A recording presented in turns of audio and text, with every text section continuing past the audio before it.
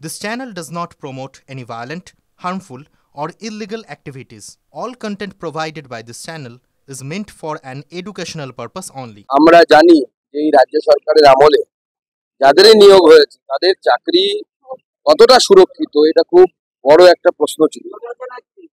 কত যে নিয়োগে এমন কোন নিয়োগ আদৌ হয়েছে কিনা, যে নিয়োগে তৃণমূলের নেতারা পয়সা খেয়ে চাকরি বিক্রি করেনি, তার কোনো আমরা গ্যারান্টি পাচ্ছি না এই সরকারের কাজ থেকে। তো আমরা জানি যে এই 32,000-এর মধ্যে সবাই কিন্তু দাগি নয়।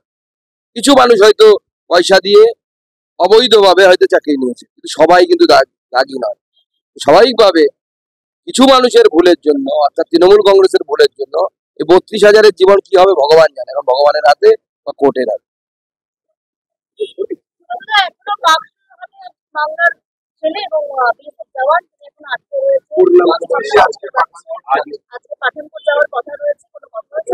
দেখুন, আমার সাথে তো এর আগে কথা হয়েছিল। আমাদের তরফ থেকে আমাদের কাউন্সিলর তিনি যোগাযোগ রাখছেন এবং প্রয়োজনে তিনি সঙ্গে যাবেন। আমাদের ওখানে যে কাউন্সিলর আছেন মনোজ নাম, তাকে বলা হয়েছে যে প্রয়োজনে সেই যেন সঙ্গে যায়। খালি পদক্ষেপের ঘোষণা করছেন, ভবিষ্যৎ বোঝা যাবে কতটা কার্যকর এবং কবে বদলা বলছেন, প্রশ্ন তুলেছেন প্রদেশ কংগ্রেসের সভাপতি শুভঙ্কর সরকার। ইগনোর করুন, ভারতবর্ষের প্রধানমন্ত্রী কি প্রশ্ন করার মতো যোগ্যতা হলো না? জগন্নাথ মন্দির উদ্বোধনের জন্য আজকে মুখ্যমন্ত্রী যাচ্ছেন, সেখানে জগন্নাথ মন্দির উদ্বোধন করবেন। দেখুন, জগন্নাথ মন্দির উদ্বোধন করবেন না জগন্নাথ কালচারাল সেন্টার উদ্বোধন করবেন, সেটা আগে ঠিক করে ক্লিয়ার করে আমাদেরকে বলতে বলুন। আমরা কিন্তু বুঝতে পারছি না, কারণ আমাদের যে সমস্ত ইনভিটেশন কার্ড এসছে তাতে কিন্তু লেখা আছে জগন্নাথ কালচার সেন্টার উদ্বোধন। তো কি হচ্ছে, নাকি মন্দির উদ্বোধন করে মন্দির বলতে পারছেন না?